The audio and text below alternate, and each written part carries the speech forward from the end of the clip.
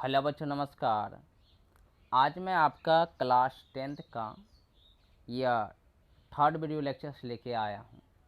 और बच्चों, हम लोग बात कर रहे हैं आपका एक्सरसाइज 1.1 के बारे में। तो 1.1 में हमने इससे पहले आपका बेसिक बातें देखा था और साथ में एसएफ निकालने का तरीका को सीखा था। तो इसके बाद हम आज आगे बढ़ने वाले हैं आपका अगले क्वेश्चंस की तरफ।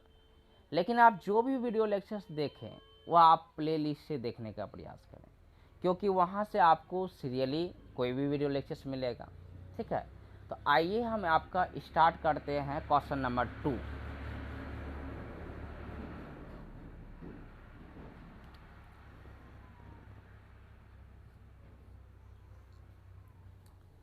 तो क्वेश्चन नंबर आपका 2 क्या कहता है, ध्यान दीजिएगा।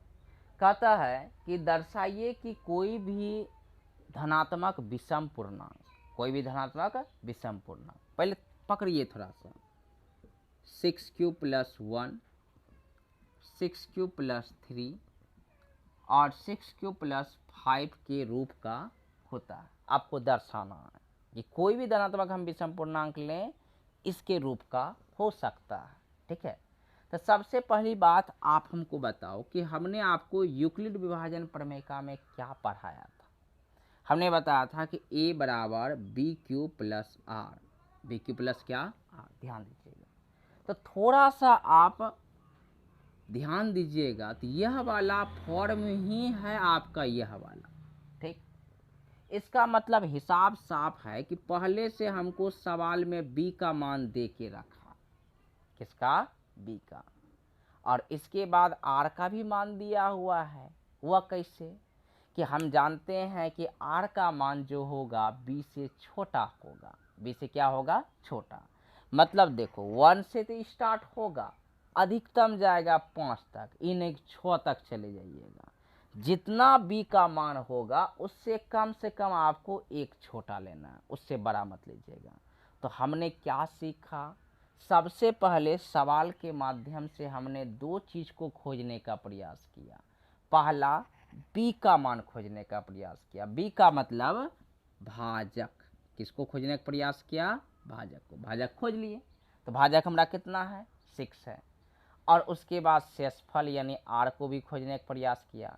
तो r को जब हम स्टार्ट किए खोजने का, तो वह r आपका 1 से स्टार्ट हुआ है। लेकिन हमने बताया था ना आपको कि r का मान 0 के बराबर भी हो सकता है या उससे बड़ा तो होना ही है, लेकिन b से छोटा होगा। यह बात हमने आपको पहले बताया था। ठीक, तो एक बात ध्यान रखो कि b का मान हमारा 6 हो गया, और r का मान जो हम यहाँ लेंगे बच्चा, वह लेंगे आपका कहाँ से, 0 से लेंगे और जाएंगे कहाँ तक, जाएंगे 5 तक। मतलब r का मान हम ले सकते हैं 0, 1, 2, 3, 4, 5, लेकिन 5 से ज़्यादा नहीं।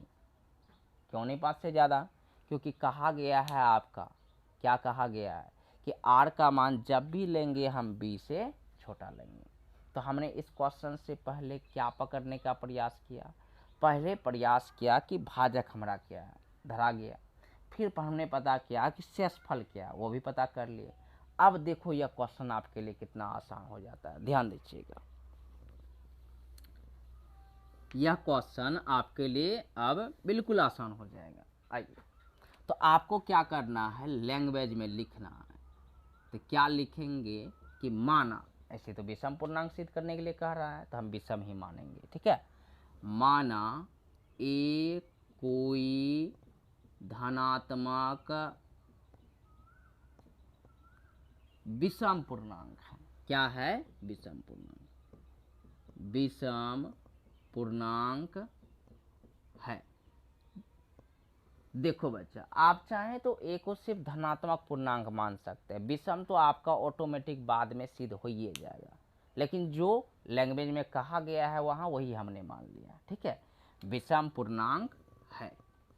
और भाजक, और भाजक अभी तुरंत हम ढूंढ के दिए थे भाजक, और भाजक b बराबर कितना दिया है, 6 दिया है। b बराबर कितना दिया है, 6, अभी तुरंत ढूंढ के दिए हैं। ठीक, तो जैसे ही हमको दो संख्या के बारे में पता चल जाए तो हम वहाँ यूक्लिड विभाजन एल्गोरिथम लगा सकते हैं। तो आप नीचे लिखिएगा अब कि अतः यूक्लिड विभाजन, क्या विभाजन,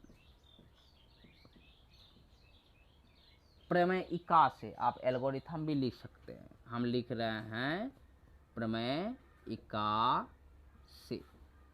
क्या लिखेंगे, हमने सीखा है a बराबर बी क्यू प्लस आर, ए बराबर बी क्यू प्लस क्या आर, लिख लिया हमने।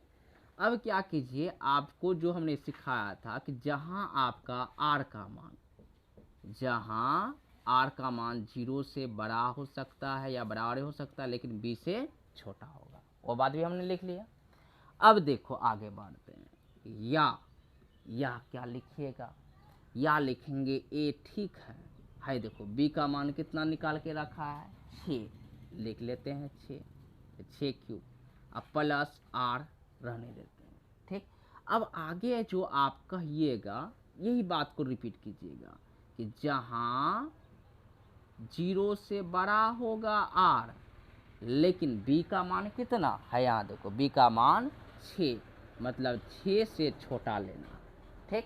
तो अब यहाँ केसेस लिखेंगे, यदि आर बराबर, तो क्या लेना है, यहीं पे पता चल गया कि आप 0 तो लेबे कीजिए, ठीक, कहाँ तक जाइए, 6 से छोटा होना चाहिए। 6 से छोटा का मतलब 1 2 3 4 5, इसके बाद आपको नहीं जाना, ठीक।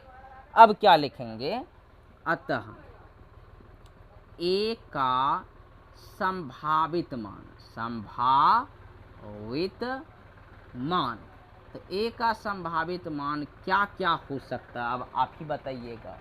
तो पहला हम लिखते हैं a बराबर, तो a बराबर हमारा हो जाएगा, यहाँ देखो 6 क्यूब।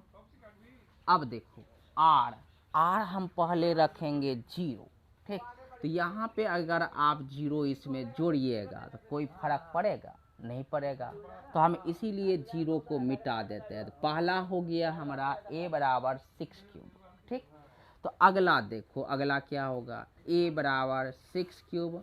अब r का मान क्या रखोगे, r का मान रखना है 1, रख लिया 1। फिर अगला देखो a बराबर 6 क्यूब और फिर r का मान फिर क्या रखोगे 2, रख लिए, ठीक। अगला देखो a बराबर 6 क्यूब प्लस कितना 3, रख लिए। फिर a बराबर 6 क्यूब प्लस 4 रख लिए, a बराबर 6 क्यूब प्लस 5 रख लिए, ठीक। तो यह हो गया हमारा a का संभावित मान, ठीक। तो क्वेश्चन लगभग बन के आपका तैयार है। लास्ट में हम एक लैंग्वेज लिखेंगे, वह क्या लिखेंगे पहले आप इसको नोट कीजिए, तब हम आपको बताते हैं। लिखिए इसको आप,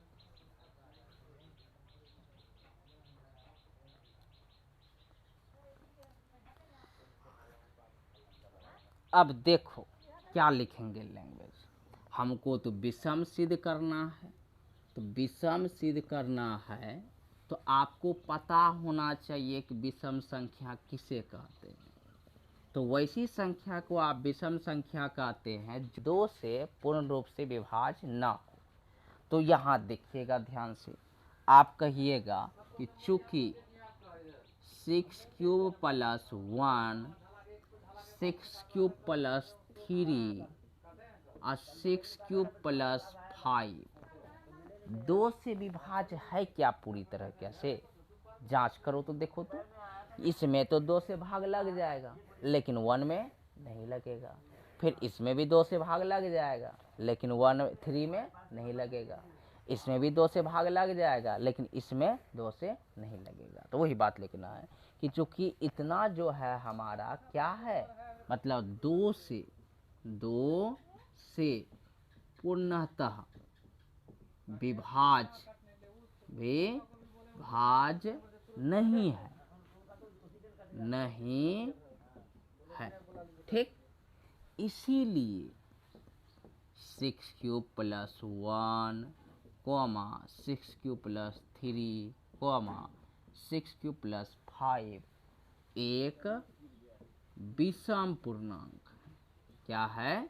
विषम पूर्णांक है। हो गया। यह क्वेश्चन आपसे 2 नंबर में पूछा जाता है और आपने देखा कि यह क्वेश्चन कितना आसान था। ठीक, अब इससे रिलेटेड आपका जो भी उदाहरण में सवाल है उसको भी हम बताने का प्रयास करेंगे, या हम क्या कहते हैं कि आज वह आप खुद बनाइए, देखते हैं बना सकते हैं कि नहीं सकते हैं। यही क्वेश्चन को वह दूसरे तरीके से कैसे पूछेगा? विषम पूछ लिया, सम वाला केसेस में पूछ लेगा, है देखो 6³ दे देगा, यह वाला दे देगा, यह वाला दे देगा, और क्वेश्चन में खाली चेंज कर देगा कि दर्शाइए कि 6³ कॉमा 6³ + 2 कॉमा 6³ + 4 एक सम पूर्णांक है, बदल देगा। तो अब आपका एक्सरसाइज में नहीं, उदाहरण में देखिएगा। किसमें? उदाहरण में। आपको हम 1-2 क्वेश्चन बनाने का होमवर्क देते हैं, ठीक है। तो उदाहरण नंबर कितना आपको बनाना है, इसी तरीके से हम तो बतेबे करेंगे, लेकिन आप बनाइएगा, ठीक है ना। तो आप बनाएंगे उदाहरण नंबर 2, एग्जाम्पल 2 और एग्जाम्पल 3, ठीक है। तो एग्जाम्पल 2 और एग्जाम्पल 3 देखिए, पढ़िए, समझिए और उसको बनाइए, ठीक। तो हम उसको अगले दिन बताएंगे। आज आपका होमवर्क है, मिलेंगे आपको नेक्स्ट डे। आज के लिए इतना ही, धन्यवाद।